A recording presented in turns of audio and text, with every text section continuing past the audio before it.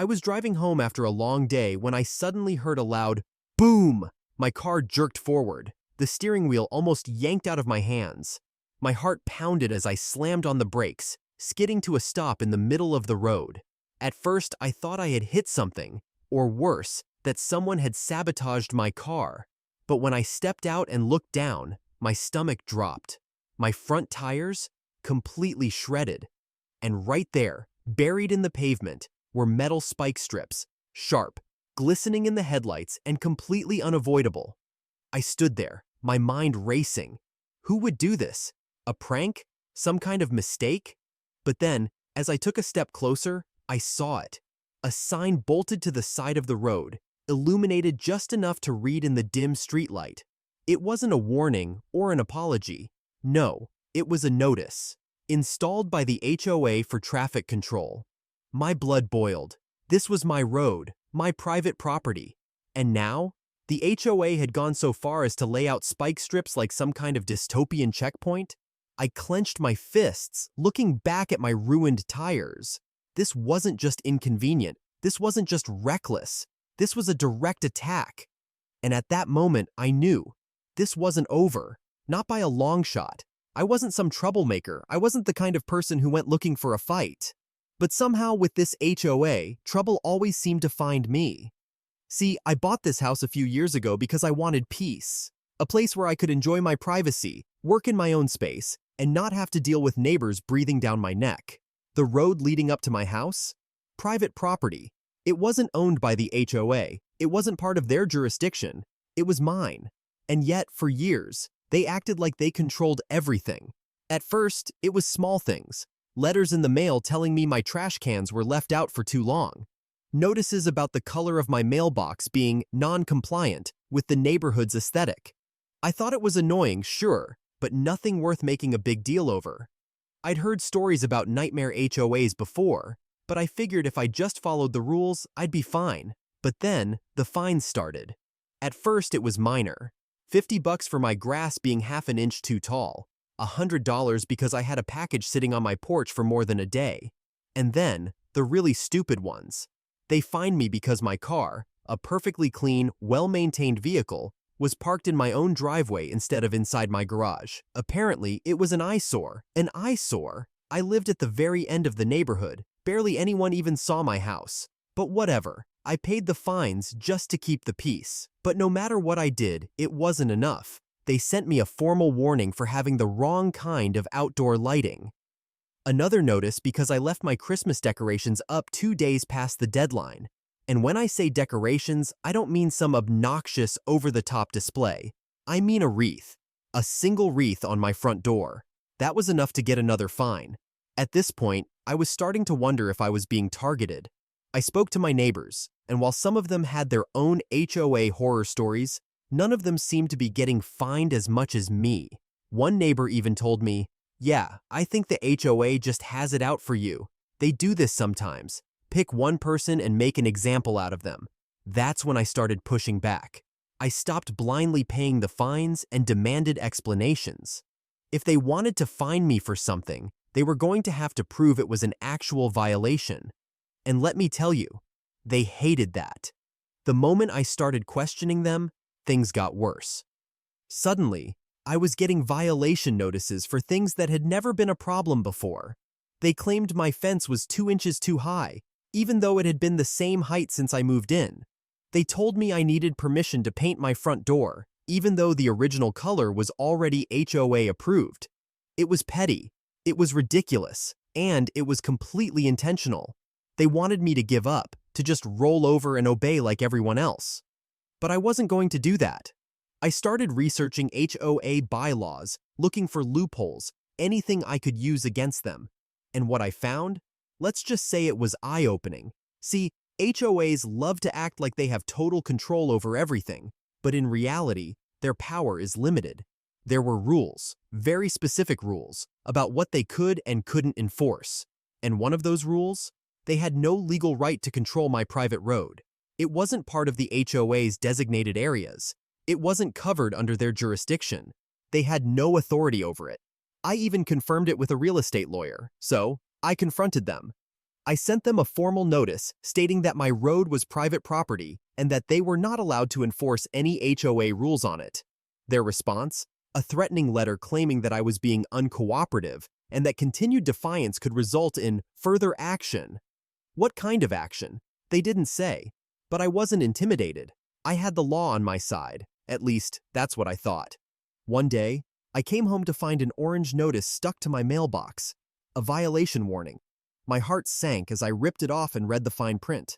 Apparently, my road was non-compliant with HOA safety regulations, and I had 30 days to either repave it or allow the HOA to install approved traffic control measures. I nearly laughed. This was beyond ridiculous now. They were trying to take control of my road by force. I ignored the notice. Then, a few weeks later, I started noticing strange things. At first, it was just minor inconveniences. My mail wasn't being delivered properly. Trash pickup stopped at the edge of my property line instead of coming all the way down the road. And then, the real kicker. I woke up one morning to find that all the streetlights on my road had been turned off. Pitch black. No warning, no explanation. When I called the city, they told me the HOA had requested to discontinue unnecessary lighting in that area. My area. That's when I knew. This wasn't just about me violating HOA rules. This was a power play. They wanted me to cave. They wanted me to beg for their help. But they underestimated me. I immediately sent them a legal notice, demanding that they stop interfering with my property. And for a while, things went quiet. No more notices, no more fines. I thought maybe, just maybe, they'd finally backed off. Then, the spike strips happened. I don't know what I expected when I got out of my car that night, but I sure as hell didn't expect to see metal spikes drilled into my own road. And that sign, that smug official-looking sign that said installed by the HOA for traffic control, that was the moment everything changed. Because if they thought I was just going to stand there and let them get away with this, they were dead wrong. I stood there, my breath fogging in the cold night air, staring at the glinting metal spikes embedded in the road, my property, and my car completely wrecked. Both front tires shredded, hissing as they deflated, the rims scraping against the asphalt. My pulse was pounding in my ears as I crouched down, running my fingers over the jagged edges of the metal. These weren't just some cheap, flimsy deterrents. No, these were heavy-duty, industrial-grade spike strips, the kind you'd see at a security checkpoint or a restricted government facility, the kind that were meant to stop people. For a second, my brain refused to accept what I was seeing. Who in their right mind would do this? Who had the authority, the nerve, to install something so dangerous, without warning, without approval? But then my eyes landed on the sign. That ridiculous, smug-looking sign bolted right into the ground just a few feet away, standing there like some kind of official decree, installed by the HOA for traffic control. I laughed, not because it was funny, but because it was so unbelievably insane that I actually thought for a moment I was hallucinating. The HOA, the same group that had tried to fine me over a wreath, was now installing actual road hazards on my private property. And they thought they could just get away with it? I whipped out my phone and turned on the flashlight, sweeping it over the area. The spikes stretched across the entire width of the road. There was no way around them.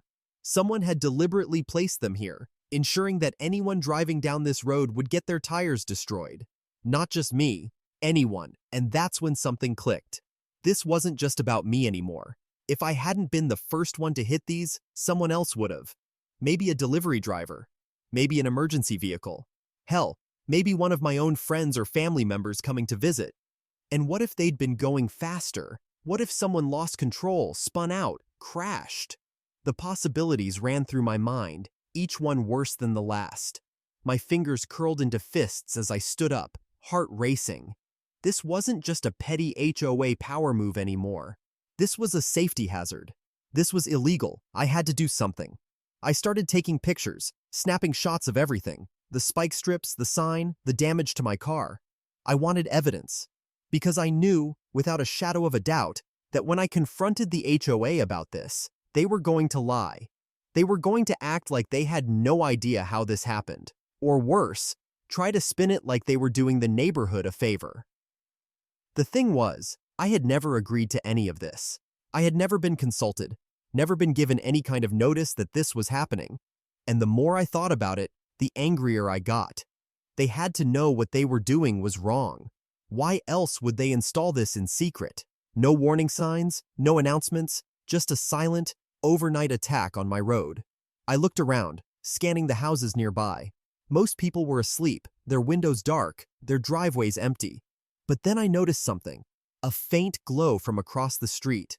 One of my neighbors, a guy named Dan, was standing on his porch, his arms crossed as he watched me. Dan was one of the few people in the neighborhood who actually hated the HOA as much as I did. He'd been fined for the dumbest things, just like me. A few years back, they tried to sue him over a backyard shed that they claimed was too visible from the street, even though it was behind a 6-foot privacy fence. The case was thrown out, but ever since then, Dan had been just as wary of the HOA as I was. I waved him over, and without a word, he walked across the street, his slippers scuffing against the pavement. As soon as he got close enough to see what I was pointing at, his eyes widened. "Are you kidding me?" He crouched down, running a hand over the spikes. "Dude, this is insane. When did this happen?" "No idea," I said, shaking my head. "I came home, hit these things, and now my car's wrecked. And look at this." I pointed at the sign. "The HOA did this." Dan let out a low whistle. "Wow, these people have really lost their damn minds." He stood up, rubbing the back of his neck. "You need to call the cops. Like, now." He was right. This wasn't something I could just let slide. The HOA had crossed a line, and they had to be held accountable. I dialed 911, my fingers shaking slightly as I hit the call button. The dispatcher picked up immediately. "911, what's your emergency?" "Yeah, hi. I need to report I don't even know what you'd call this. Property damage, illegal road obstruction. Someone installed spike strips on my private road without my permission, and they just wrecked my car." There was a pause. Then, in a slightly skeptical tone, the dispatcher repeated, "Did you say spike strips?" "Yes." "Sir, can you confirm your location?" I rattled off my address, pacing back and forth as I did. Dan was still standing there, arms crossed, nodding in agreement. The dispatcher assured me that an officer would be sent out immediately, and I hung up. Dan let out a breath. "Man, this is going to be interesting." "You think?" I gestured to my car. "My tires are toast. I'm going to have to get a tow truck out here just to move it." "And let me guess," Dan said with a smirk. "The HOA will probably fine you for unauthorized vehicle storage if you leave it here too long." That made me laugh, because it was probably true, but the laughter didn't last long. Because now that the adrenaline was starting to wear off, I was realizing just how big of a problem this really was. The HOA hadn't just overstepped. They had broken the law. They had put lives at risk. And they were about to find out just how big of a mistake they'd made. By the time the police arrived, I had already cycled through every possible emotion: shock, rage, disbelief. But by far, the strongest one was determination. I was not letting the HOA get away with this. No way in hell. The officer stepped out of his patrol car, adjusting his belt as he walked toward me. I wasted no time. "Thanks for coming. I need to file a report. The HOA installed illegal spike strips on my private road, and they destroyed my car." I pointed to the damage, my shredded tires still resting against the metal teeth embedded in the pavement. "They did this without my permission, and I want to press charges." The officer glanced at the spikes, then at the sign, then back at me. His brows furrowed. "Wait, your private road?" "Yes, my road. I own this property. The HOA has no jurisdiction here." He let out a low sigh and muttered something under his breath before reaching for his radio. Meanwhile, my neighbor Dan, still standing nearby, crossed his arms and smirked. "Told you this was going to be interesting." The next 30 minutes were a blur. The officer took photos, noted everything down, and eventually, a second patrol car arrived. They discussed the situation quietly for a moment before one of them turned to me. "We're going to have to speak with the HOA board about this," he said. "You have documents proving you own this road?" "Absolutely. I already had them printed, sitting inside my house." "I can bring them to the HOA meeting. When is it?" One of the officers checked his notes. "They're scheduled to meet tomorrow evening." Perfect. That gave me time to prepare. The next day, I walked into the HOA meeting armed to the teeth, not with weapons, of course, but with facts, evidence, and an ironclad case. I had printouts of my property deed, pictures of the spike strips, quotes from a lawyer confirming that what they did was highly illegal, and of course, the police report. The meeting was already underway when I stepped in, but the moment I walked through the door, the room went dead silent. The HOA board members, 4 middle-aged men and 1 woman, all sitting behind a long table, exchanged nervous glances. They knew why I was here. They just didn't expect me to show up ready for war. I marched straight to the front and slapped my stack of papers down on the table. We need to talk. The president of the HOA, a grumpy, self-important man named Richard, sighed dramatically and leaned back in his chair. Mr. Your last name. This is a private meeting. If you have an issue, you can submit a formal complaint through the— No! I cut him off, my voice sharp. This isn't a complaint. This is a legal matter. I jabbed a finger at the stack of papers. You installed dangerous, illegal spike strips on my private property. You damaged my vehicle. You put people's lives at risk. And I have police officers, a lawyer, and solid evidence backing me up. I leaned in, my voice low and threatening. So you're going to explain right now what the hell you were thinking. Richard's face went red. He adjusted his glasses, clearly flustered, but he was too proud to back down. Now, let's not be dramatic. The HOA has the right to enforce traffic control measures in the neighborhood. Not on my property. I held up my deed and tapped the section that explicitly outlined my ownership of the road. This land is not part of HOA jurisdiction. You have zero authority over it. Murmurs spread through the room. Some of the homeowners watching from the back started whispering to each other. I could tell they weren't thrilled about this either, probably because if the HOA could pull this stunt on me, what was stopping them from doing something equally insane to someone else? Richard, however, wasn't backing down. He scoffed and rolled his eyes. Well, maybe if you didn't let random people speed through the neighborhood, we wouldn't have had to take action. That set me off. Speeding? I repeated, laughing bitterly. You mean the Amazon driver who got a ticket for going 26 in a 25? Or the ambulance you tried to fine last month? You people have lost your minds. I looked around the room, addressing the other board members now. And what happens when someone really gets hurt? What happens when a family with kids drives down that road and their tires blow out? Are you going to take responsibility then? Silence. Then, finally, the woman on the board, Lisa, if I remembered correctly, shifted uncomfortably in her seat. Look, she said hesitantly, maybe we did overstep a little. A little? I snapped. This is criminal. You trespassed, installed road hazards without permission, and caused property damage. And if you think I'm going to let this slide, think again. Richard was losing his patience. So what do you want, Mr. Your last name? He sneered. An apology? Some money for your tires? I smiled coldly. Oh, I want a lot more than that. I pulled out one last paper, the letter my lawyer helped draft earlier that morning. Here's what's going to happen. You are going to pay for the damage to my car. You are going to remove those spike strips immediately. And if you don't, I will take you to court, sue the hell out of this HOA, and trust me, I will win. Richard opened his mouth to argue, but before he could, Lisa spoke up again. He's right. Richard's head snapped toward her. Excuse me? Lisa sighed. I said he's right. We had no authority to do this, and if this goes to court, it'll be a nightmare. She looked at the other board members. I don't want to be part of an HOA that gets sued for negligence and trespassing. Do you? One by one, the other members shook their heads. Even the ones who clearly didn't like me weren't willing to go down with Richard's sinking ship. Richard's jaw clenched. I could see the rage boiling beneath his skin, but he knew he was outnumbered, defeated. Finally, through gritted teeth, he muttered, Fine. I crossed my arms. Fine what? The HOA will remove the spike strips and cover the damages. That's what I thought. I grabbed my papers, turned on my heel, and walked out of that meeting with my head held high. Because this fight was far from over. The HOA thought they had the final say.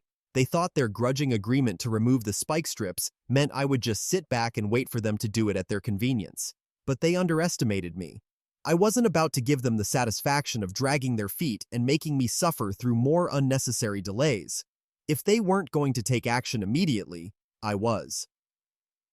The morning after the HOA meeting, I woke up with a plan. First, I called the local public works department. I wanted to confirm one crucial thing before I got my hands dirty: whether or not I needed a permit to remove something that had been illegally installed on my own property. After explaining the situation to a very understanding woman named Carol, she gave me the exact answer I was hoping for. No, you don't need a permit. The HOA had no right to install those strips in the first place, so they have no claim over them. You can remove them yourself or hire a professional. Perfect. That was all I needed to hear. Next, I made a few phone calls. One to my lawyer, just to keep him updated, and another to a contractor I had worked with before, a no-nonsense guy named Mike who specialized in road repairs. The moment I explained the situation, he burst out laughing. "Let me get this straight," he said between chuckles. "The HOA installed spike strips on your private road without permission, destroyed your tires, called the cops on you when you tried to remove them, and now they're dragging their feet on taking them out?" "Pretty much." "Oh man," he sighed, still laughing. "That's some next-level HOA stupidity right there. All right, I'm in. When do you want them gone?" "How soon can you get here?" "Give me a few hours." By noon, Mike pulled up in his truck, bringing along a small crew and the necessary equipment. The best part? He also brought a few off-duty firefighter buddies who were just as eager to see the HOA get put in its place. They weren't officially part of the job, but they had nothing better to do and wanted to lend a hand, and witness the drama firsthand. As soon as we got started, the neighborhood came alive. Word spread fast that someone was finally removing the spike strips, and within minutes, homeowners started gathering.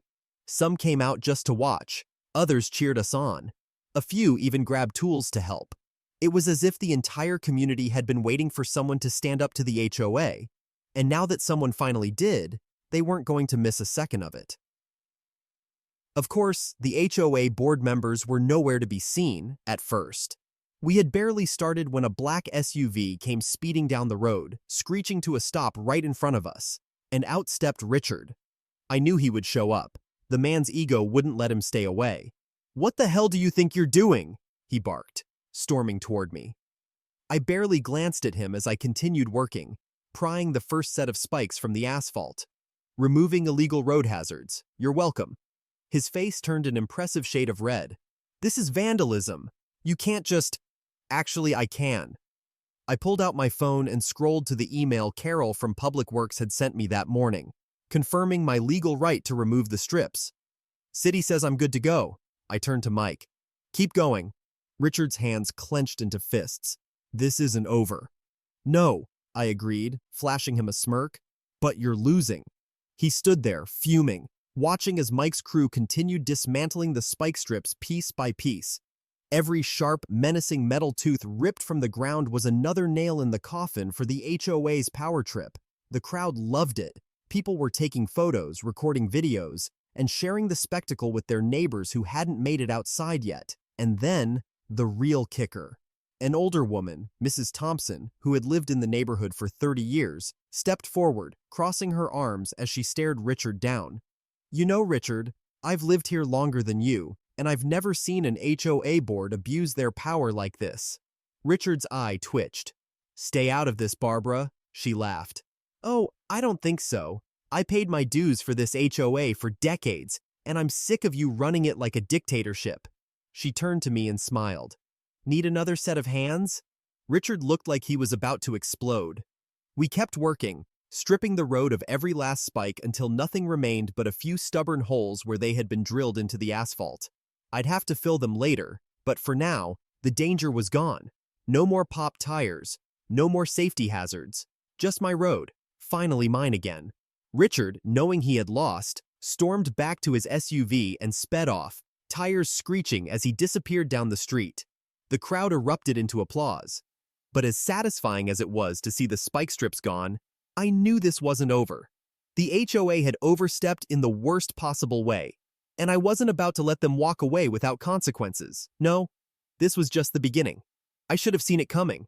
The moment Richard stormed off, face red with frustration, jaw clenched so tight I thought he might crack a tooth, I knew he wouldn't just let this go. No, people like him never admit defeat. They don't back down, and they certainly don't like losing control. And since he couldn't intimidate me into stopping, he did the only thing left in his pathetic arsenal. He called the cops. At first, I didn't even realize what was happening. We were finishing up, pulling the last remnants of the spike strips from the ground when I heard it. The distant sound of sirens. At first, I thought it was just another emergency somewhere in town, until they got closer, and then, suddenly, 2 police cruisers turned the corner and came straight down my road. The second they pulled up, the crowd that had gathered went dead silent. Even Mike, who had been joking with his guys, straightened up, wiping his hands on his jeans as we all turned to watch the officers step out of their vehicles. Great, here we go. Richard must have been lurking nearby, waiting for this moment, because he reappeared like a villain in a bad movie. He practically sprinted toward the officers, his face shifting into this perfectly practiced mask of concern, acting like a victim. I swear, if he had a hat, he would have thrown it on the ground and started crying. "Officers, thank God you're here. This man," he pointed at me with so much dramatic flair I almost laughed, "is destroying HOA property. He's vandalizing the road and threatening the safety of our community." Oh, this was going to be fun. One of the officers, a tall guy with an unreadable expression, turned his gaze toward me. "Is that true?" I crossed my arms, making sure to keep my tone calm and measured. "Not even close." The officer nodded slowly, then looked at Richard. "Sir, do you have proof this is HOA property?" Richard blinked, caught off guard. I don't need proof. Everyone here knows this is a community road, and he's tearing up the asphalt." "No," I cut in, finally stepping forward. "This road? My property." I pulled out my phone, already having my property deed ready to go, because I had a very strong feeling I'd need it today. I held it up so the officer could see the document. "This is my private road. The HOA installed these spike strips without my consent, without a permit, and against city regulations.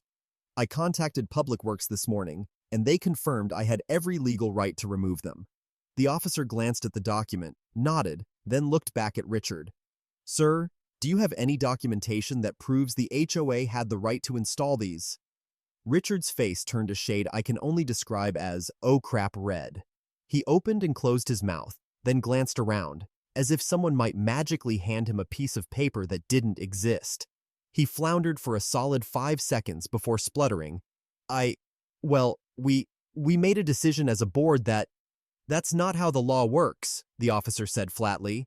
"If this man owns the property, then he's within his rights to remove any unauthorized installations. That includes these spike strips." The crowd, which had been completely silent, suddenly erupted. People started murmuring, whispering, and a few even outright laughed. Mrs. Thompson, who was quickly becoming one of my favorite people in the neighborhood, called out, "Told you, Richard!" Richard's eye twitched. I was loving every second of it. But of course, Richard wasn't done. He shook his head, clearly trying to regain some sense of control, and turned back to the officer with the most pathetic expression I've ever seen. But this was for the safety of the community. He's endangering people. We had to do something about all the speeding." "Was there an official complaint filed?" the officer asked. Richard froze. The officer pressed on. "Because if speeding was an issue, there are legal steps to take. You can petition the city for speed bumps, request a study, or discuss approved measures with law enforcement. But installing unauthorized spike strips on private property is illegal." At this point, Richard had nothing left. No lies to spin, no fake excuses to pull out of thin air, and the best part? The entire neighborhood was watching him crash and burn. I could see people shaking their heads, whispering among themselves, realizing just how ridiculous this whole thing was. The second officer, who had been quiet until now, stepped forward. "Mr. Richard, do you understand that by installing these spike strips without proper authorization, you and the HOA may be liable for property damage and endangerment?" Richard paled. "Wait, what?" "Multiple people have already come forward stating that their tires were damaged due to these spikes," the officer continued, nodding toward a small group of homeowners who had been furious about their popped tires earlier that week. "If this leads to a formal investigation, The HOA could face legal consequences. Richard looked like he was about to pass out. I smiled. "Oh, don't worry, Richard. I already have my lawyer looking into it." That's when Richard did something truly spectacular. He spun around, facing the neighborhood, the very people he had spent years bossing around, and practically begged for backup. "Are you really going to let him do this?" he called out, voice shrill. "This is for your safety, for your children's safety. You're going to let him bully us like this? We need to be united." "No, Richard," someone interrupted, and this time, it wasn't me. It was a man named Tom, one of the longest-standing residents in the neighborhood. He stepped forward, arms crossed, shaking his head. "We're not letting him do anything. You are the problem." Richard's mouth fell open. Tom continued. "We've put up with you and the HOA's nonsense for years. You ignore actual issues, but the second you want to exert power, you go full tyrant. Spike strips? Really? And then you waste our time by calling the cops on the guy who's actually fixing the problem?" He gestured toward me. "You want us to be united? Fine. We're united against you." If Richard had looked pale before, now he was ghostly white. The officer gave him a long, hard look before finally saying, "Sir, if I were you, I'd stop talking before you make this worse for yourself." And that was it. Checkmate. The officers packed up, confirming that I had done nothing wrong, and drove off. The crowd stuck around for a while, chatting, laughing, and reveling in the fact that the HOA had just taken a massive L. Richard? He slinked off, probably realizing he had lost whatever remaining shred of respect he might have had. And me? I stood there, watching the last of the spike strips get loaded into Mike's truck, feeling something I hadn't felt in a long time. Victory. But this wasn't over. No, I had a plan, a very good plan. Because if Richard thought I was just going to let this go, he had another thing coming. After the whole fiasco with the police, I thought things would die down.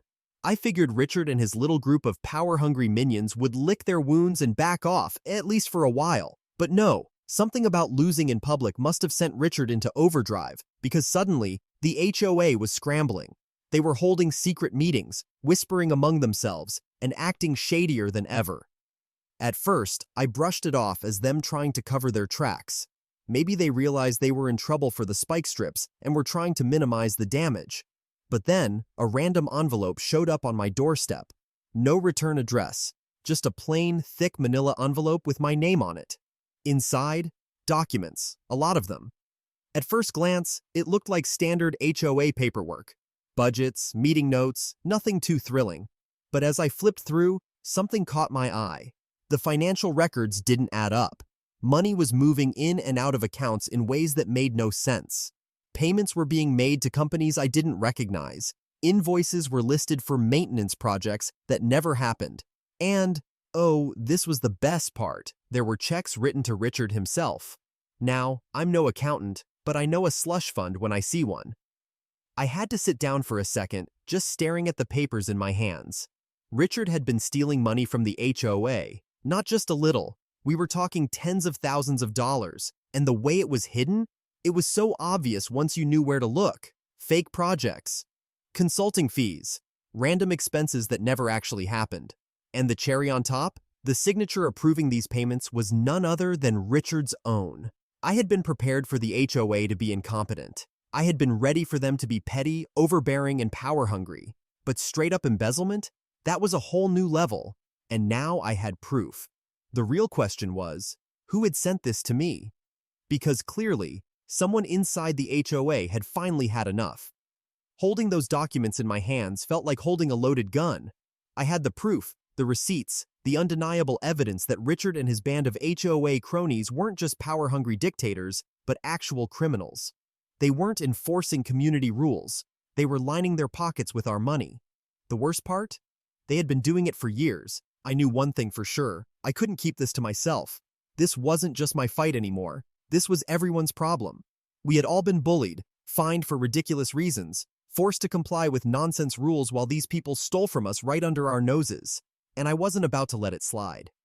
But how do you convince an entire neighborhood to stand up against the HOA? How do you take a group of people who have been conditioned to fear retaliation and turn them into a united front? That was the real challenge. I needed to be smart about this. I needed to be strategic. So, I started small. First, I reached out to my closest neighbors, the ones I trusted the most. I showed them the documents, laid everything out for them, and watched as their faces morphed from shock to rage. Some of them had suspected corruption for years but never had proof. Others were completely blindsided. "That's our money," Mrs. Thompson, an elderly widow, whispered as she flipped through the paperwork. "We've been paying higher dues every year, and they told us it was for community improvements." Yeah, improvements. The only thing that had been improved was Richard's personal bank account. Once I had my core group, 5 or 6 people who were just as furious as I was, we started spreading the word. We couldn't just go knocking on doors screaming about corruption. We had to be smart. So, we started planting seeds of doubt, casual conversations at the mailbox, friendly chats at the park, always making sure to ask questions instead of making accusations. "Hey, have you noticed how our HOA fees keep going up, but the roads are still full of potholes? Didn't they say they were going to fix the pool last year? What happened with that? The landscaping company they hired, have you ever actually seen them do anything?" People started thinking. And once they started thinking, they started talking. The frustration that had been simmering beneath the surface for years boiled over. Then came the community meeting. It wasn't an official HOA meeting. Oh no, Richard would never allow that. This was a neighborhood gathering. We held it at my house, and the turnout was staggering. More than 30 homeowners showed up, crammed into my living room and spilling out onto the porch. And when I pulled out the documents, when I laid everything out in front of them, you could have heard a pin drop. Then, chaos. People were furious. They had been lied to, stolen from, manipulated. The HOA had been treating them like subjects instead of homeowners. The best part? I wasn't the only one who had evidence. As soon as people saw my proof, others started coming forward. One woman had emails proving Richard had been ignoring repair requests while funneling funds elsewhere. A man had screenshots from a private HOA forum where board members mocked homeowners behind their backs. Another neighbor had kept every financial statement for the past decade and noticed money disappearing long before I did. This wasn't just a case of mild mismanagement. This was a full-scale scam, and we had proof. By the time the meeting ended, we had a plan that would shake the HOA to its core. The moment had arrived. We weren't just a bunch of frustrated homeowners anymore. We were a force, and we were ready to bring the HOA down. The first step? Legal action. After gathering all the evidence, we pooled our resources and hired a real bulldog of an attorney. This guy wasn't just a lawyer, he was a nightmare for corrupt organizations. When we showed him the documents, the financial discrepancies, the emails, the proof of shady dealings, his face went from mildly interested to dead serious. "You've got a rock-solid case," he said, flipping through the pages. "This isn't just HOA corruption, this is embezzlement. This could be criminal." Bingo. But we knew that a lawsuit alone wasn't enough. We needed to hit them from every angle: legal, public, financial. So, while our lawyers started drafting up a class action lawsuit, we took things to the media. It started with a local news tip. We sent an anonymous email with a detailed report of everything we had uncovered. The next thing we knew, a reporter was knocking on my door, microphone in hand. And once the story broke, everything exploded. The headline was brutal. HOA board accused of embezzlement, homeowners fight back. People in the neighborhood were glued to their screens, watching the HOA's dirty secrets get aired out on live TV. And the best part? The HOA board had no idea it was coming. The morning after the story hit, Richard, the so-called king of our neighborhood, called for an emergency HOA meeting. Oh, I was ready. The meeting was held in the community center, packed with homeowners who weren't just angry anymore. They were furious. Richard sat at the front, his usual smug confidence cracked. The rest of the board members looked pale, nervous. They knew the walls were closing in. As soon as the meeting started, Richard tried to do damage control. "These are baseless accusations," he said, his voice wavering. "We have always acted in the best interest of this community. Wrong move." People erupted. Homeowners were shouting, waving printed copies of bank statements, emails, news articles. The HOA board had controlled this neighborhood for years, but now they were cornered animals. And then the bomb dropped. Our attorney, who had been quietly sitting in the back, finally stood up. He walked to the front, pulled out a folder and said, "Richard, we need to talk." Silence. "This," the lawyer continued, holding up a document, "is a formal cease and desist order. You and the HOA board are officially being sued by the homeowners in this community." Richard's face went ghost white, but it got worse. Because just as he opened his mouth to argue, the doors to the community center swung open, and in walked two uniformed police officers. The room froze. "Richard Caldwell?" one officer asked. Richard barely managed a nod. "You're under arrest for fraud, embezzlement, and misuse of HOA funds." You could have heard a pin drop. The officers cuffed him right then and there. The board members, they started panicking. One of them, Marge, who had been handling most of the finances, burst into tears and started babbling about how Richard made her do it. Another tried to slip out the back door but was stopped by a couple of very angry neighbors. It was over. The HOA was officially finished. Within a few weeks, the lawsuit gained even more traction. The remaining board members resigned in disgrace. The HOA's bank accounts were frozen pending a full financial audit. And as for Richard, he was looking at serious jail time. For the first time in years, the neighborhood was free. No more ridiculous rules, no more corrupt leadership, no more illegal spike strips. We voted to dissolve the HOA entirely. The power went back where it belonged, to the homeowners. And as I stood on my now spike-free driveway, watching the last remnants of Richard's reign of terror crumble, I couldn't help but smile. Because this was justice. It had been a few months since the downfall of the HOA, and life in the neighborhood had completely transformed.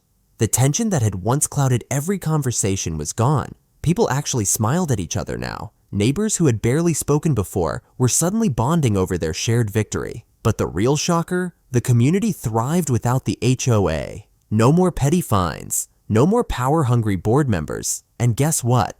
Our neighborhood didn't fall apart. People still mowed their lawns. Homes were still well maintained. In fact, without the constant interference, people were happier, friendlier. It was like a weight had been lifted. One afternoon, I was sitting on my porch when my neighbor Dave walked over. Dave was one of the guys who had initially defended the HOA, thinking they were necessary. But after everything that went down, he had changed his tune. "You know," he said, scratching the back of his head, "I used to think the HOA was keeping the neighborhood in check. But man, I was so wrong." I smirked. "Took you long enough." He chuckled and sat down next to me. "You ever think about how close we were to just accepting all of it? The spike strips, the corruption, the fines. If you hadn't fought back, we'd probably still be dealing with all that crap." That hit me, because honestly, he was right. It would have been so much easier to ignore it, to just keep my head down, pay whatever stupid fine they threw at me, and let them keep winning. But that's exactly how people like Richard stay in power. They count on people being too tired, too scared, or too distracted to fight back. They push and push, just a little at a time, until one day you wake up and realize you've lost complete control over your own life. That's the real lesson here. People like Richard don't win because they're smart. They win because regular people let them. But not this time. And if there's one thing I want you to take away from this story, it's this. Never let people like that win. If you ever find yourself in a situation where someone in power is abusing their authority, pushing you around, making your life miserable, fight back. Because the truth is, bullies are cowards. The moment you stand up to them, they crumble. And if you enjoyed this story, if it resonated with you in any way, hit that like button. Trust me, there are way too many power-hungry HOAs, terrible landlords, and corrupt neighborhood boards out there. And the more people hear stories like this, the more they'll realize they don't have to take it. So, if you want to hear more insane real-life stories, make sure to subscribe.